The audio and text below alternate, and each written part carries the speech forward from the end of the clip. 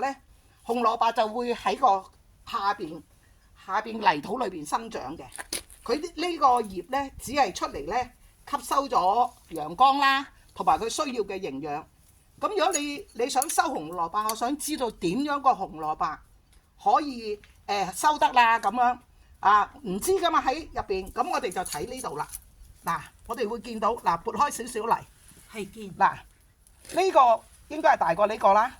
呢個唔好理佢住，可能仲未得。係咁啊，見到佢覺得佢夠大啦，但係或者佢入邊得好少嘅咋，唔知㗎。我哋可以開盲盒。嗱，呢個肯定未得啦。咁我哋試下掘下呢個咯。但係如果你淨係愛啲葉，係咪割咗佢上面啲葉就得啦？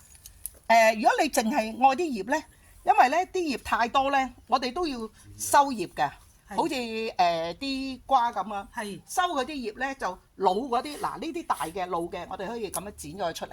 嗰啲葉就全部可以。